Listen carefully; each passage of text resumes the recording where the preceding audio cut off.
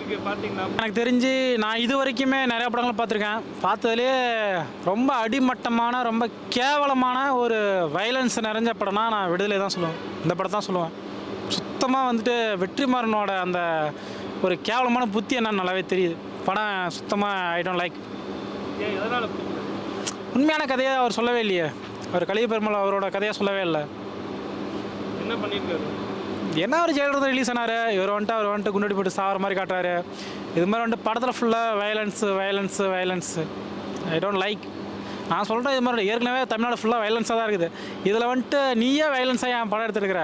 ஆமாம், ஜெயிலில் இருந்தவனுக்கு வயலன்ஸாக தான் படம் எடுக்க தெரியும். வேறு எப்படி எடுக்க தெரியும்? Your number 1 accused criminal. Tamil Nadu police என்ன பண்ணிட்டு இருக்கேன்னு தெரில. யார் அக்யூஸ்ட்? அவர் வெற்றிமாறன் யார்? அவர் என்ன இப்போ சுதந்திர போராட்டத்துக்காக ஜெயிலில் தூக்கி போட்டாங்க போல ஜெயிலில்? புரியல, ஜெயிலில் இருந்ததுன்னா புரியல. தேவையில்ல அக்யூஸ்ட்னு சொல்லிக்கிறாங்க. அங்கே வேலை செஞ்சவங்க எல்லாருமே சொல்லிக்கிறாங்க. அவ்வளோதான் சொல்கிறாங்க, ஹீஸ் அன் அக்யூஸ்ட் அப்படின்ட்டு. ஏன்னா அவர் குருதேவர பாலு மகேந்திரா ஒரு அக்யூஸ்ட் தான், இவரும் நம்பர் 2 அக்யூஸ்ட் தான். இல்லை, அக்யூஸ்ட்னா வந்து அப்போ அவர் என்ன தப்பு பண்ணார்? என்ன தப்பு பண்ணாரதோ இல்லை, அக்யூஸ்ட்டு ஏதோ ஜெயிலில் இருந்துருப்பார். ஓட்டை கடை கொடுத்தனாரா இல்லை வந்துட்டு எதை என்ன பண்ணாருன்னு தெரில. He's an accused. அதனால அந்த தாக்கம்லாம் படத்தில் இருக்குங்களா? அவர் படத்தில் ஃபுல் தாக்கமும் அப்படியே தான் இருக்குது. வந்துட்டு செருப்பு போடக்கூடாது இப்படி சொன்னாங்கன்னு சொல்லிட்டு அரசாங்கத்துக்கு எதிராக போராட்டம் பண்ணுறது வந்துட்டு ரொம்ப எப்படி சொல்கிறது, அரசாங்கத்துக்கு எதிராக தான் ஒரு படம் எடுக்கிறாரு. முக்கியமாக சொல்ல போனால் காவல்துறை ரொம்ப தப்பாக காட்டுறாரு. எனக்கு அது பிடிக்கவே இல்லை. என்ன காரணம் அது? அவன் வந்து எப்படி சொல்கிறது, ஒரு பொதுமக்களுக்காக நைட்டு பகலாக வந்துட்டு கண்ணு முடிச்சிருக்கிறான். லஞ்சம் வாங்குறான், மாமூலம் வாங்குறான், அது ஒரு மேட்ரு. அது தனியாக விட்டுருங்க, தனி டிபார்ட்மெண்ட். அதை நான் எதுவுமே சொல்லவே இல்லை. அது ஒரு மனுஷனுக்கான இயல்பு தான். அவன் ராப்பகலாக லீவு கூட இல்லாமல் வந்துட்டு அவ்வளோ தூரம் கஷ்டப்படுறான். ஒவ்வொரு கிரைம் கேஸ் எல்லாத்தையுமே கண்டுபிடிக்கிறான். ஒரு ஆக்சிடென்ட் ஆகிட்டா, ஒரு பாடி வந்துட்டு கை தனியாக கால் தனியாக கிடந்தா கூட அதை போயிட்டு வந்துட்டு அவன் அவ்வளோ தூரம் வந்துட்டு காப்பாற்றினாலும் நீ எதுக்கு போலீஸ் டிபார்ட்மெண்ட்டை வந்துட்டு நீ தப்பாகவே காட்டுறது? எனக்கு பிடிக்கவே இல்லை. என் சித்தப்பா போலீஸ் தான், ஓப்பனாகவே சொல்கிறேன். நான் வந்துட்டு அவங்க படுற கஷ்டம் நான் கண் கூட பார்த்துக்கிறேன். நான் ஏன் வந்துட்டு அவ்வளோ வயலன்ஸ், அவ்வளோ வன்முறை? போலீஸ்காரன் என்ன அவனை ஜெயிலில் என்ன பண்ணான் தெரியாமல் தான் கேட்குறேன். ஜெயிலில் அவனை போலீஸ்காரன் என்ன பண்ணான்? அவன் மேலே இருக்க வன்மத்திலையும் அங்கே வந்து கேட்குறேன். விசாரணை படத்துலேயே ஆகட்டும், விசாரணை படத்தில் ஃபுல்லாக போலீஸே தான் வந்துட்டு நெகட்டிவாக காட்டியிருப்பேன். விடுதலை படத்துலேயே அதே தான். என்ன ஏன் உனக்கு இந்த எப்படி சொல்கிறது, ஒரு கொலவெறி? ஏன் அப்படி சைக்கோத்தனமாக நடந்துக்கிற? போலீஸ்னாவே கெட்டவன் தானா? நல்லா இல்லையா? 100 பேர் கிட்ட 20 பேர் கெட்டவன் தாயா? 80 பேர் நல்லா வரப்பாயா? அவ்வளோ கஷ்டப்படுறான்ல, ஏன் அப்படி? எனக்கு ஒன்றுமே புரியல. எனக்கு அது உண்மை கிடையாதுங்க. ஓப்பனாகவே சொல்கிறேன், வந்துட்டு உண்மை கிடையாது. அவன் வந்துட்டு அரசாங்கத்தை கட்டுப்பட்டவன், காவலர். போலீஸுங்கிறது யார்? அரசாங்கத்தை. அவன் வாங்குற சம்பளத்தை உண்மையாக இருந்துட்டு போகிறான், அவ்வளோதான். அவன் எதுக்கு நீ கெட்டவனை சித்தரிச்சு காட்டுற? கெட்டவனே எதுக்கு சித்தரிச்சு காட்டுற? உனக்கு யார் ரைட்ஸ் கொடுத்தா, உனக்கு எவன் உண்மை கொடுத்தா? இவன் மேலே எந்த கேஸும் போட மாட்டீங்களா? வெற்றிமாறன் மேலே எந்த கேஸும் போட மாட்டீங்களா? போலீஸ் நான் ஓப்பனாக சொல்கிறேன், போலீஸ் வந்துட்டு தானாக முன் வந்து கேஸ் போடணும். படத்தை நல்லா ஒரு டைம் 2 டைம் பாருங்கள். வெற்றிமாறன் எடுத்த எல்லா படத்தையும் நீங்கள் பாருங்கள். ஃபுல்லாக வந்துட்டு போலீஸ் அயோக்கியத்தனம் பண்ணுற மாதிரியும், அவங்க வந்துட்டு இது பண்ணுற மாதிரியும், ரொம்ப அராஜகம் பண்ணுற மாதிரியும் இப்படியே தான் இவன் படத்தை எடுக்கிற ஆள். நம்பர் 1 அக்யூஸ்ட்டுங்க வெற்றிமாறன். தூக்கி முதல்ல உள்ள போடணும். வெற்றிமாறனை கைது பண்ணணுமா? கைது பண்ண அதாவது வந்துட்டு நான் போலீஸ் கிடையாது.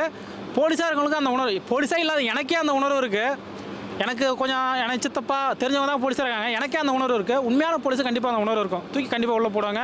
ஏதாவது ஒன்று கேட்பாங்க கண்டிப்பாக வந்துட்டு. சும்மா காரணமே இல்லாமல் வந்துட்டு கேட்டால் வந்துட்டு எல்லாருமே தான் பண்ணுறாங்க இது மாதிரி வந்துட்டு. கேட்டால் ஒருத்தன் வில்லனா காட்டணும், ஒருத்தன் போலீஸாக போடு, இல்லை அரசியல்வாதியை போடு. அரசியல்வாதிலாம் வில்லன் தானா? அவனுக்குள்ளே ஒரு குழந்தை இருக்காதா? அரசியல்வாதி வில்லனா போடு, இல்லை போலீஸை வில்லனா போடு. அரசியல்வாதி வில்லனா போடு, இல்லை ரவுடியாக காட்டு. இதே மாதிரி தான் படத்தை எடுத்துருக்கானுங்க. வேறு மாதிரி உங்களுக்கு காட்டவே தெரியாதா?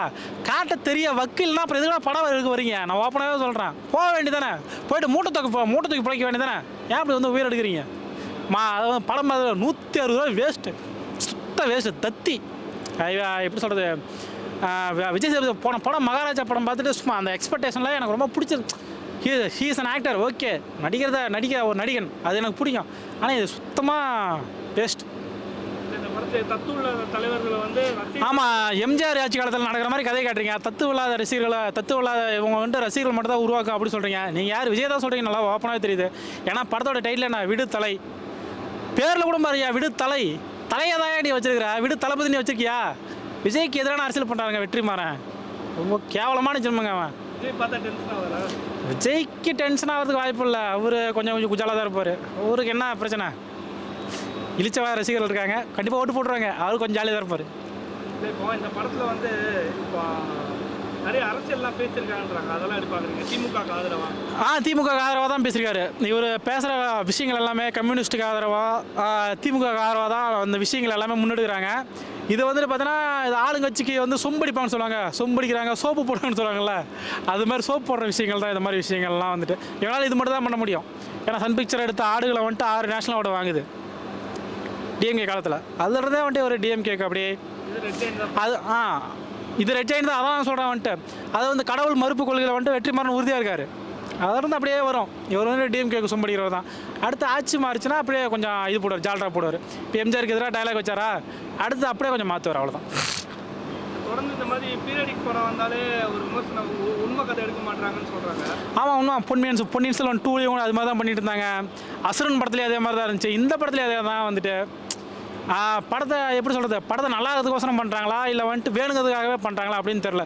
நீ ஒரு நாவல் எடுக்கிறியா, நல்ல விஷயம் தான். ஒரு புத்தகத்தை அப்படியே எடுத்துகிட்டு போ.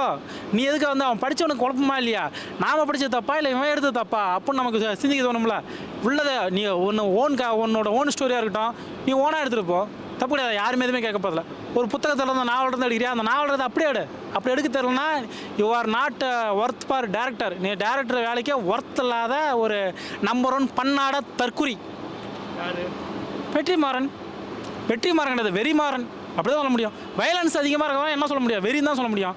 அவனுக்குள்ளே ஏதோ ஒரு மூலையில் வந்துட்டு அந்த எப்படியும் மனிதனை வந்துட்டு எப்படி சொல்கிறதுனா ஒரு மிருகத்திலிருந்து வந்தவன் தானே. அவனுக்குள்ளே அந்த காட்டு மிராண்டி தானே ஊறி போயிருக்கும். எல்லாருக்குள்ளேயும் வந்துட்டு அந்த காட்டு மிராண்டி தானே இருக்கும். வெளியே ஒரு சில பேர் காட்டிக்க மாட்டாங்க. இவன் வந்துட்டு சினிமா மூலியமாக காட்டிக்கிறான். வெற்றிமாறன் கிடையாது, வெறிமாறன் தான் என்னை பொறுத்த வரைக்கும். சட்ட ஒழுங்கு ப்ராப்ளம் வரதுக்கு வாய்ப்பு இருக்குது. இப்போ காவல்துறையில் யாருக்காச்சும் வந்துட்டு கொஞ்சம் ஓரளவுக்கு வந்துட்டு இவங்க சொல்கிற விஷயங்கள்லாம் புரிஞ்சு அவங்களுக்கு ஏதோ ஒரு உணர்வுகள் பாதிச்சுதுன்னா அவங்கள்ட்ட அரெஸ்ட் பண்ண போவாங்க. அப்படியெல்லாம் மக்களுக்குள்ளே ஏதோ ஒரு இது ஏற்பட்டுச்சுன்னா கண்டிப்பாக அசுரன் படத்தில் அது மாதிரி பண்ணியிருந்தார்.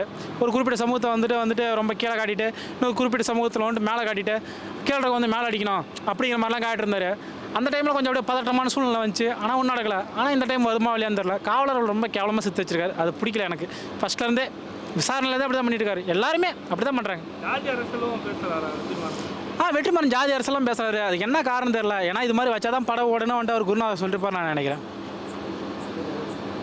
இந்த படம் எப்படி இருக்கு? 10க்கு எவ்வளோ கொடுப்பீங்க? 10க்கு கண்டிப்பாக ஒரு 2.5 கொடுக்கலாம். ஏன் 2.5? விஜய் சேதுபதினா ஒரு ஜீவனுக்காக. மற்றபடி எதுவும் இல்லையா? மற்றபடிலாம் ஐ டோன்ட் லைக். போயிடுச்சு மற்ற ஏழ்ற அது வந்து வெற்றிமாறன் தான் காரணம். அதுக்கு அவர் தான் சொல்ல முடியும்.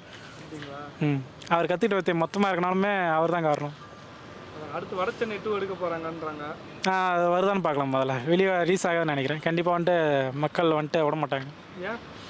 வடச்சென்னை ஒன்று ரொம்ப வயலன்ஸாக இருந்துச்சு. ரொம்ப இதாக தான் காட்டியிருந்தாங்க. ஃபுல்லாக வந்துட்டு வடச்சென்னை மக்களை வந்துட்டு ரொம்ப எப்படி சொல்கிறது கேவலமாக சித்தரிச்சிருந்தார். அங்கேருந்து எவ்வளோ பீப்புள்ஸ் எவ்வளோ ரொம்ப டீசெண்டாக ரொம்ப எப்படி சொல்கிறது அவங்க வந்துட்டு வாழ்க்கை தரத்தை உயர்த்தி போயிட்டே இருக்காங்க. ஆனால் இன்னுமே அந்த குப்பை மாதிரியும் சேரி மாதிரியும் காட்டிக்கிட்டு எப்படி சொல்கிறதுனா அவங்க வந்துட்டு அதாவது வந்து நாலேஜில் வந்துட்டு ரொம்ப பின்தங்கின மாதிரி காட்டுறாரு. அது நமக்கு பிடிக்கலல்ல. அவங்க எங்கேயோ போயிட்டுருக்காங்க. எல்லாருமே எவ்வளோ பேர் வந்துட்டு எவ்வளோ நல்லா ஒர்க்ஸ் போயிட்டுருக்காங்க. எல்லாருமே பண்ணுறாங்க போகிறாங்க. ஆனால் அவர் காட்டுறது அது மாதிரி காட்டுறாரு. வடச்சென்னை 2 மட்டும் எப்படி காட்டுற போகிறாரு? கண்டிப்பாக அந்த படம் வந்தால் வராது. வந்தால் பார்த்துலாம். வாடி வாசல் சூரிய வச்சு எடுக்க போகிறேன்றாரு. எடுக்க மாட்டார். கன்ஃபார்ம். நீங்கள் வந்துட்டு எங்கே வேணாலும் கற்பூரம் இருக்குல்ல, கற்பூரத்தை கொளுத்தி வச்சு சத்தியம் பண்ண சொன்னால் நம்ம பண்ணுவோம். எடுக்க மாட்டார். எடுக்க மாட்டார். அது எடுக்க மாட்டாருங்க. எடுக்க மாட்டார். அவ்வளோ சரக்கு தீர்ந்து போச்சுங்க அவர்கிட்ட. அவ்வளோதாங்க. அவர்கிட்ட சரக்கு தீர்ந்து போச்சு.